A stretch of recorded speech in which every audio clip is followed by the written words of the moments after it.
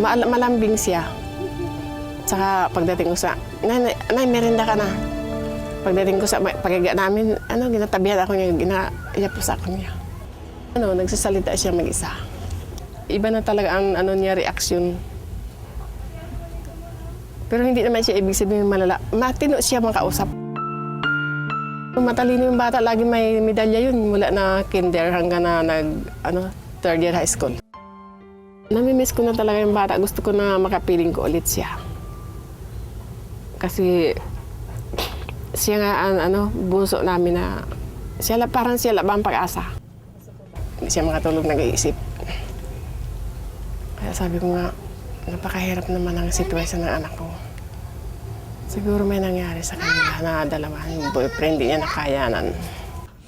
Sabi ko nga, anak, huwag ka magmamahal ng lalaki na hindi nagmamahal sa'yo. Ginabalansi ko ba? Pag may pera ako, ginhanap ko siya. Kasi mahirap naman sumakay na walang pamasahe, nakakaya. Iba talaga. Masakit.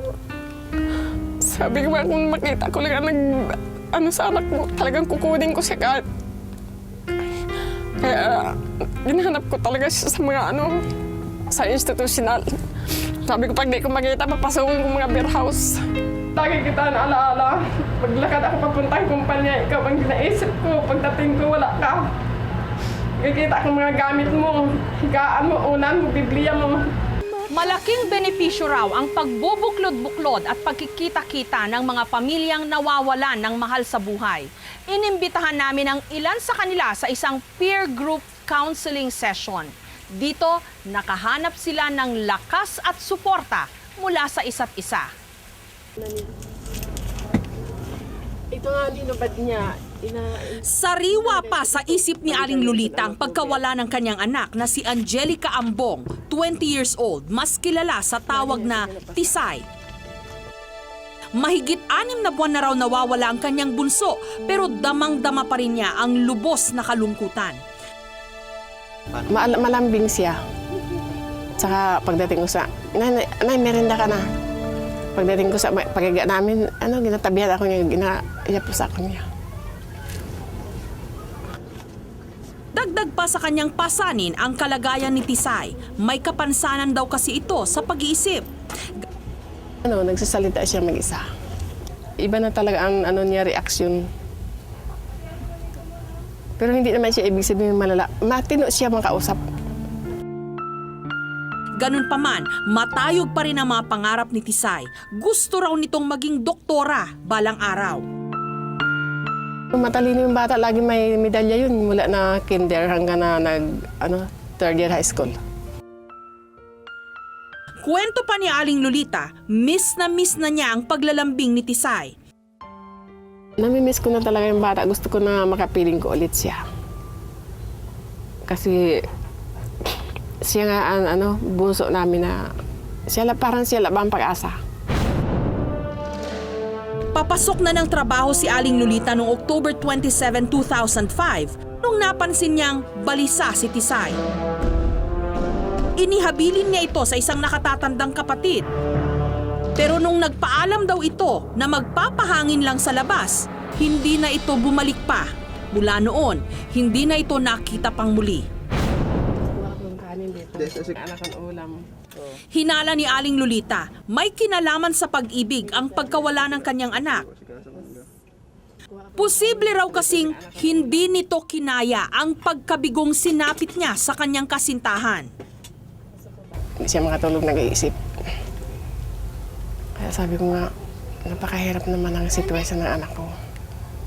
Siguro may nangyari sa kanila na dalawa, yung boyfriend, hindi niya nakayanan. Busog sa pangaral si Tisay, pero sadyang mahina raw ang loob niya pagdating sa pag-ibig. Sabi ko nga, anak, huwag ka magmamahal ng lalaki na hindi nagmamahal sa'yo. Ayon kay Aling Lolita, ginawa na niya ang lahat, makita lang ang pinakamamahal niyang bunso. Pero hadlang sa kanyang paghahanap ang katayuan nila sa buhay.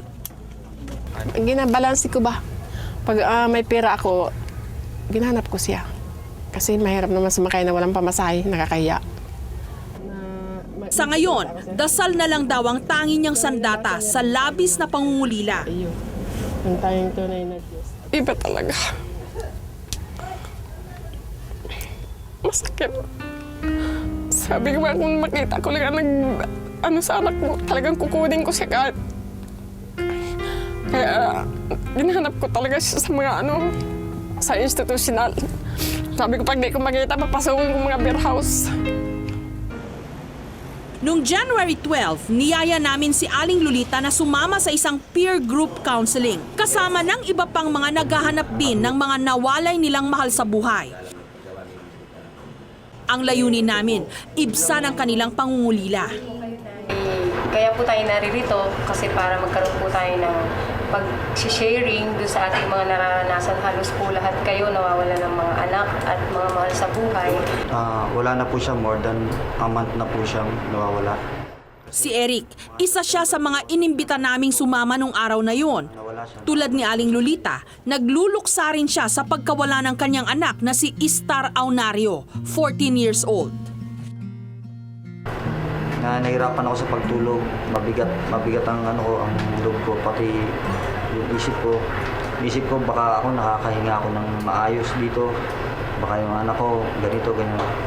Minsan wala ko yung communication. Ayon sa kanya, apektado na rin ang sitwasyon pati ang kanyang trabaho. Sa bawat oras kasi, kalagayan ni Istar ang lagi niyang inaalala. Nanlulungo po ako talagang malaking pagsubok sa akin.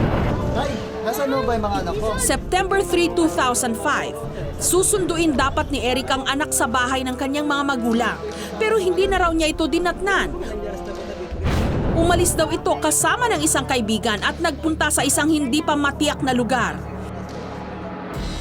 Isinama siya nung kaibigan niyang babae sa isang lugar, hindi ko alam kung anong lugar yon. Hindi na raw niya nasilayan ni Anino ni Istar simula pa noon. Anong nararamdaman mo, Gemma? Buhat nung 3 years old ka, hindi mo na nakapiling ng ibang kapatid mo.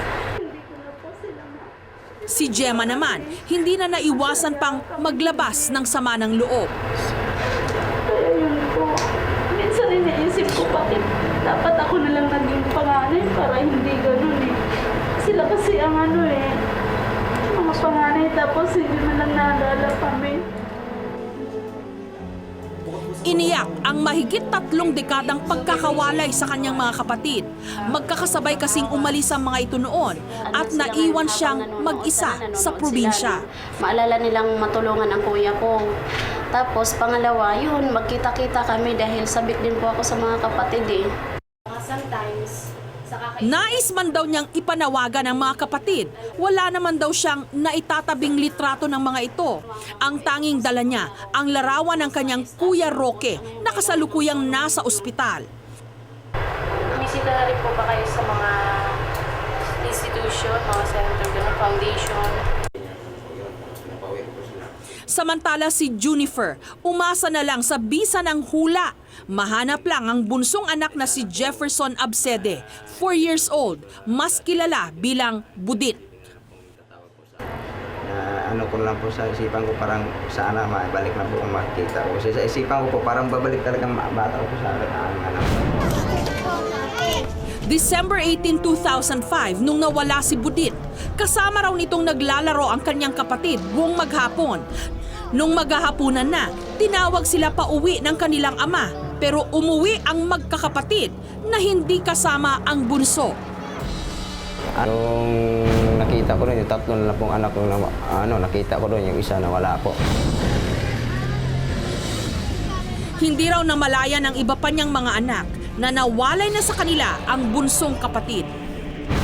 Para hindi naman po tayo sumuko dun sa nararanasan natin hirap ng paghahanap. Ayon kay Lolit Bautista, social worker, malaking tulong sa mga katulad ni Aling Lolita, Eric, Gemma at Junifer ang magsama-sama sa mga session na tulad nito. Nakakatulong daw kasi ang pagkakwento ng mga taong may suliranin sa mga taong may katulad ding karanasan. Marami na po tayong mas magandang pamamaraan para mahanap po yung ating mga mahal sa buhay. Pero wag po kayong mawala ng pag-asa. Payo pa ng social worker, kailangang pagtuunan ng pansin hindi lang ang kapakanan ang hinahanap, kundi pati ang sariling kapakanan. Kailangan din daw makisalamuha ang mga ito para maibaling ang atensyon sa ibang bagay kahit panandalian lang. Mainam din daw kung makikibahagi sila sa mga vocational courses ng gobyerno para malibang. At dapat ding sumailalim sa regular na counseling ang mga nawawalan ng mahal sa buhay. Nararamdaman ko dito sa anak ko, hindi ko makalimutan oras pagkain ko, kahit sa trabaho, kahit sa ko, saan ang magpunta ng mga kumpanya. Nung araw na yon, hindi na iwasan ng ilan sa kanila ang maging emosyonal sa peer group counseling. CPO, plus yung police, mga barangays. Isa-isa, naglabas sila ng kanilang mga hinaing at mga dalangin. Lagi kita naalaala. Paglakad ako papuntang kumpanya, ikaw ang naisip ko. Pagdating ko, wala ka. Kikita ko mga gamit mo, higaan mo, unan mo, Biblia mo. Naglulong ka na makita mo sila, na nadalhin ka na ng Panginoon dun sa araw, sa oras na masumpungan niyo ang isa't isa. Pero mabigat man daw ang kanilang mga pinagdaraanan, nakakatulong daw na malaman nilang hindi sila nag-iisa. Sa sandaling panahong yon, nakatagpo sila ng panibagong kapayapaan at nakaramdam ng bahagyang paghilom ng mga sugat. Mas gumaang ba yung pakiramdam mo o mas Medyo kasi inisip ko hindi naman pala ako yung... Hindi ka nag-iisa? Hindi ako nag-iisa na naghahanap ng mahal sa buhay. Yung kalungkutan na yun, nararamdaman ko yun, masakit yun, alam ko. At yung constant na panalangin sa puso, although minsan tahimik ka, nandun na nanalangin ka pa rin sa puso mo. Lalong tumatag ang paniniwala ni na Aling Lolita, Eric, Gemma at Junifer na isang araw, babalik din sa kanila ang mga nawalay nilang mahal sa buhay. Sana tugunin niyo pang panawagan ko. Ito po si Kuya Rocky. Nasa East Avenue po siya ngayon. Kailangan ng tulong ninyo. Kung sino pong nakakita itong bata na ito nung nawawala noong December 15, ay sana po maibalik lang po dito. Mismo ang aking anak na si Star Espinosa Aunario na nawa ay ipagbibigay alam sa amin o itawag sa Say, amin. kung nakikinig ka, umuwi ka na anak. Kasi malungkot ako. Maawa sa akin. Sino naman kumukap dito, magkonsensya siya. Hello po! Kamusta ho kayo? Alam nyo ho, bago po kami nagtampok ng mga reunion stories sa KMJS, nauna na po dyan yung aming programang Sana'y Muling Makapiling at Reunions sa ganyang mga kwento. At ngayon, ang good news po, mapapanood nyo na ang full episodes ng mga ito. Mag-subscribe lamang po sa GMA Public Affairs YouTube channel at ganun din po sa GMA Public Affairs Facebook account. Kita-kita po tayo at mabuhay po ang mga pamilyang